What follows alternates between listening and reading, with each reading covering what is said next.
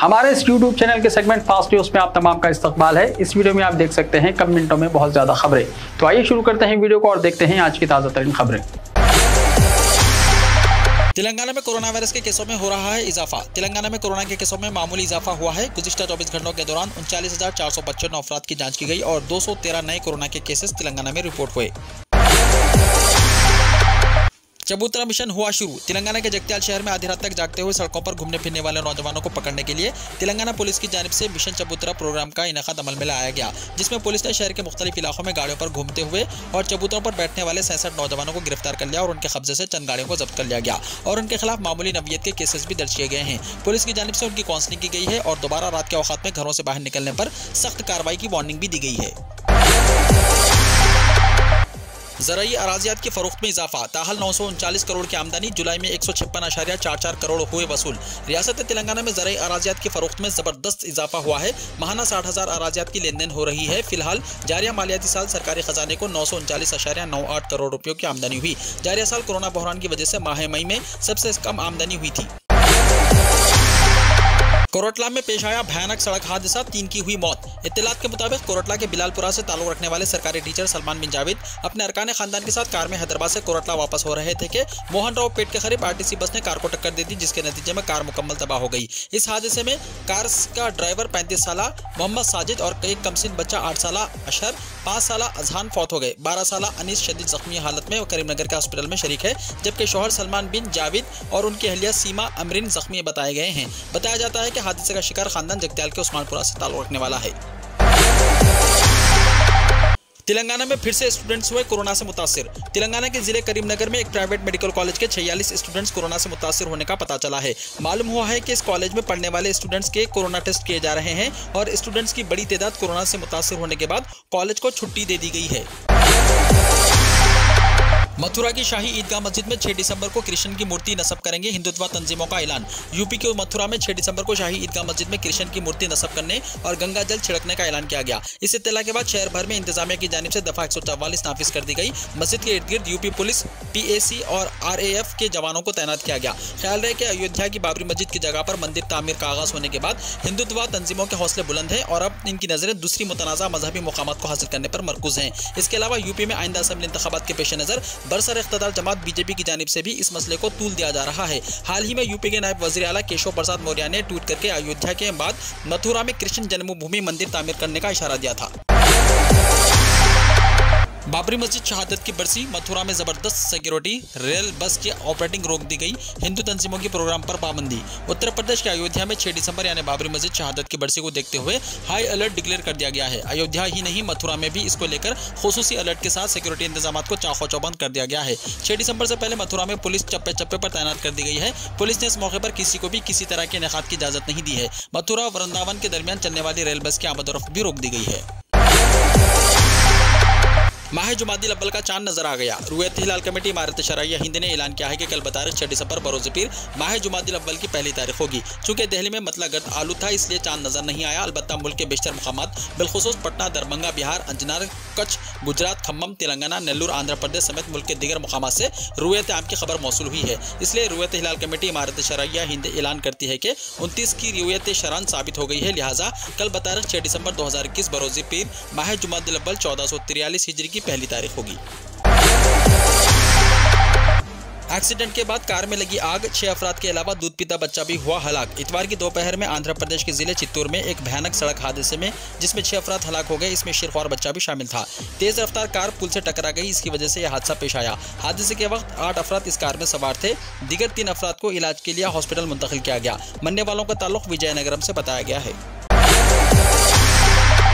Omicron का खतरा, जनवरी में आ सकती है कोरोना की तीसरी लहर। फरवरी में एक दिन में आएंगे 1.5 लाख तक केसेस। मुल्क में कोरोना वायरस के ओमिक्रॉन वेरिएंट के केसेस के बढ़ने के बाद अब तीसरी लहर का भी अंदेशा जाहिर किया जा रहा है। IIT कानपुर के प्रोफेसर मनेंद्र अग्रवाल ने यह दावा किया है कि मुल्क में कोविड-19 की तीसरी लहर की शुरुआत जनवरी 2022 में हो सकती है। उन्होंने साउथ अफ्रीका और दूसरे मुल्कों के इदाद-ओ-शुमार पर स्टडी करने के बाद कहा कि ओमिक्रॉन डेल्टा वेरिएंट के मुकाबले में दुगना तेजी से फैलता है, इसलिए पाबंदी लगाकर केस की तादाद को कम किया जा सकता है। आलमी इदारे सेहत यानी WHO ने ओमिक्रॉन को तशवीशनाक वेरिएंट की कैटेगरी में रखा है।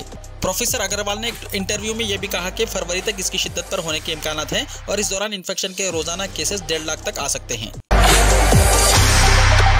महाराष्ट्र के अकोला में दफा 144 नाफिज, रैली धरना तहरीक पर पाबंदी। महाराष्ट्र में ओमिक्रॉन का पहला केस सामने आने के बाद एक तरह से खौफ का माहौल पैदा हो गया है। ऐसे में इंतजामिया की जानिब से मुख्तलिफ एहतियाती तदाबीर और चौकसी शुरू कर दी गई है। इन एहतियाती तदाबीर से मुताल्लिक़ इक़दामात के तहत अकोला डिस्ट्रिक्ट मजिस्ट्रेट नेमा अरोड़ा ने जिले में ज़ाब्ता फौजदारी 1973 की दफा 144 नाफिज कर दी है। यह हुक्म 5 दिसंबर की आधी रात यानी 12 बजे से नाफिज किया जाएगा। डिस्ट्रिक्ट मजिस्ट्रेट ने 4 दिसंबर को अपना हुक्म जारी किया।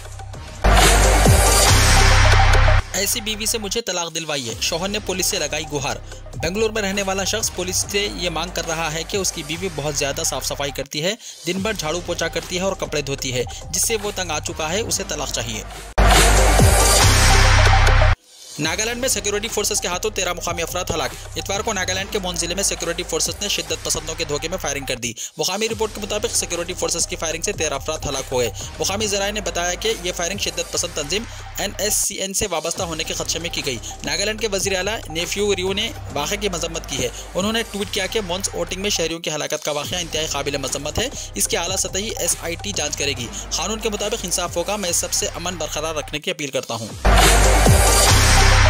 शादियों के सीजन के बावजूद सोने और चांदी की कीमतों में नरमी। मुकामी सराफा मार्केट में रवा हफ्ते के कारोबार के दौरान नरमी का माहौल रहा। इस कारोबारी हफ्ते के दौरान सोने और चांदी दोनों की कीमतों में कमी का सिलसिला जारी रहा। शादियों का सीजन होने के बावजूद कारोबारी हफ्ते के दौरान स्पॉट गोल्ड की कीमतों में 574 रुपये फी 10 ग्राम की कमी हुई। इस तरह ये 47,544 रुपये तक गिर गई।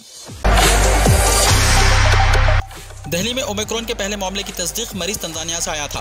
कौमी राजधानी दिल्ली में नए कोरोना वेरिएंट ओमिक्रॉन के पहले केस की तस्दीक की गई। मुतासरा शख्स तंजानिया से हिंदुस्तान आया था। इसे दिल्ली हुकूमत के ज़ेर इंतजाम लोक नायक जयप्रकाश अस्पताल में दाखिल कराया गया। इब्तिदाई रिपोर्ट में मरीज को ओमिक्रॉन वेरिएंट के लिए मुस्बित पाया गया। दिल्ली में पहले केस के साथ ही हिंदुस्तान में ओमिक्रॉन वेरिएंट के कुल 5 केसेस हो गए हैं। ओमिक्रॉन वेरिएंट के पहले 2 मामले कर्नाटक से रिपोर्ट हुए थे। इसके बाद तीसरा और चौथा केस हफ्ते को बितरतीब गुजरात और महाराष्ट्र से पाया गया।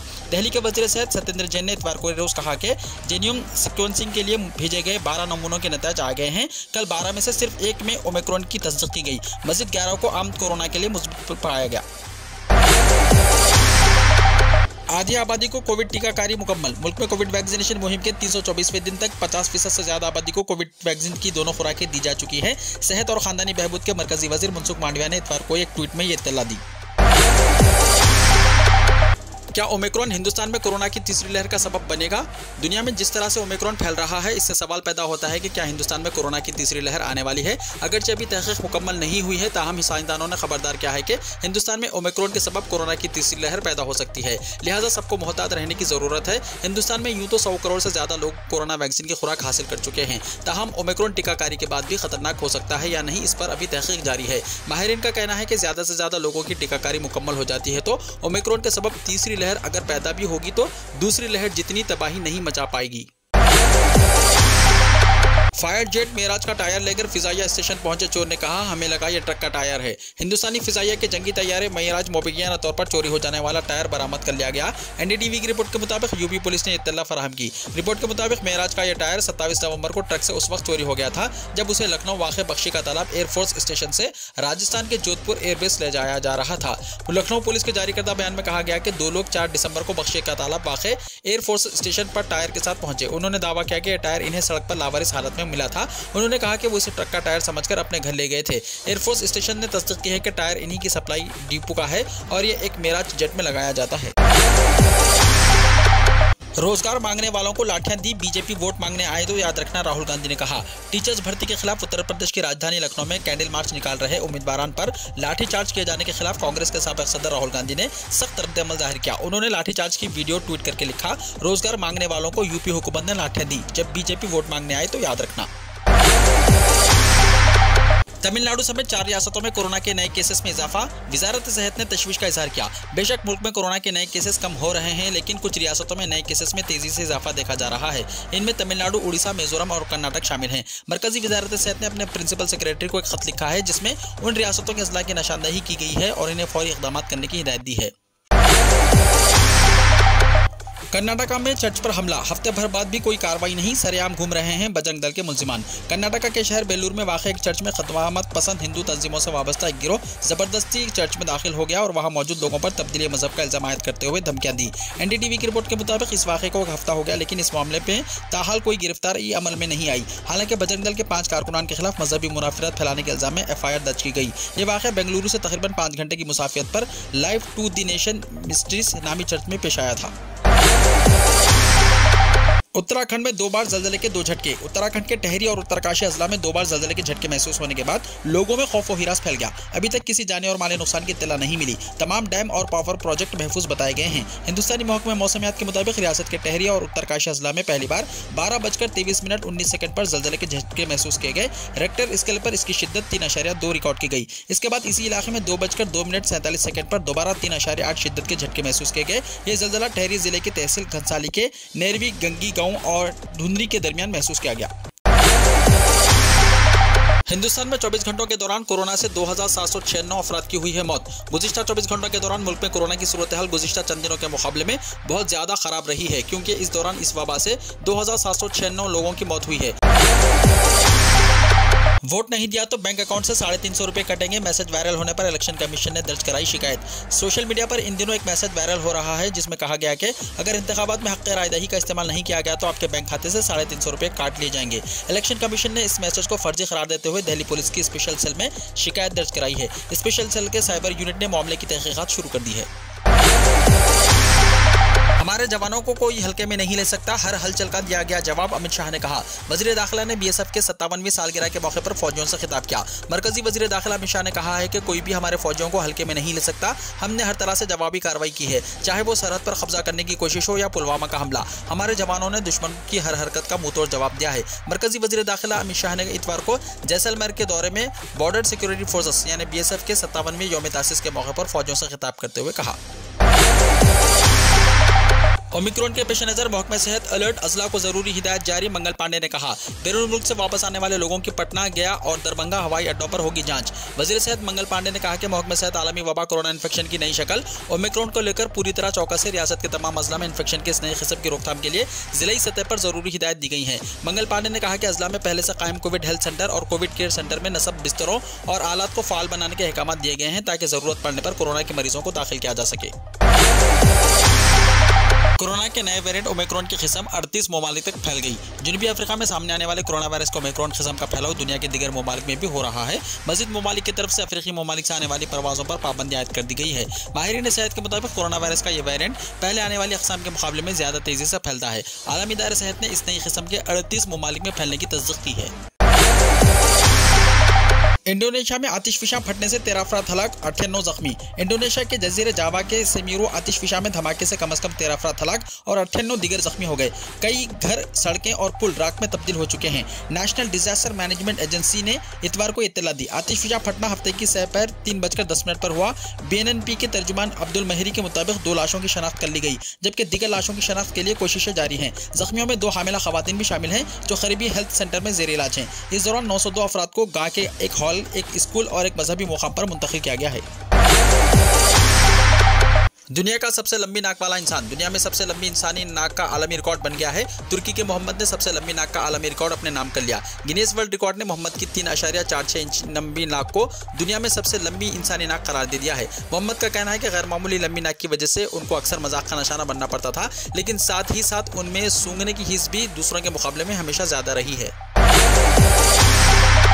खातून के पैर में कील चुभने का हर्जाना $10 मिलियन। इटली के शहर फ्लोरेंस की एक अदालत ने अमेरिकी खातून की शिकायत पर शॉपिंग मॉल इंतजामिया को उसे $10 मिलियन हर्जाना अदा करने का हुक्म दिया। अमेरिका से ताल्लुक रखने वाली अप्रैल जोनास नामी खातून, जिसे वॉलमार्ट स्टोर में खरीदारी के दौरान पैर में जंग आलूद कीला चुभ गया था, जिसके बाद उसके पैर में शदीद इन्फेक्शन हुआ, जिसके लिए कई सर्जरियों की जरूरत पड़ी। इलाज के आगाज में सिर्फ उसके पैर को कटवाने की जरूरत थी, लेकिन इन्फेक्शन मजीद फैलने से उसकी टांग काटनी पड़ी। अप्रैल के वकील ने दलाइल पेश किया और इस्तदा की कि मेरे मुवक्किला को इसका हर्जाना अदा किया जाए। वकील ने कहा कि वो इस रकम का इस्तेमाल एक नई मसनूई टांग खरीदने और अपने घर को ज्यादा व्हील चेयर के लिए साजगार बनाने के लिए करेंगी। दलाइल सुनने के बाद अदालत ने वॉलमार्ट स्टोर इंतजामिया को $10 मिलियन हर्जाना अदा करने का हुक्म दिया। वीडियो को लाइक शेयर कीजिए और हमारे इस YouTube चैनल को सब्सक्राइब करते हुए इसके बेल आइकॉन को भी प्रेस कर लीजिए ताकि हर आने वाली वीडियो का नोटिफिकेशन सबसे पहले आपको मिलता रहे।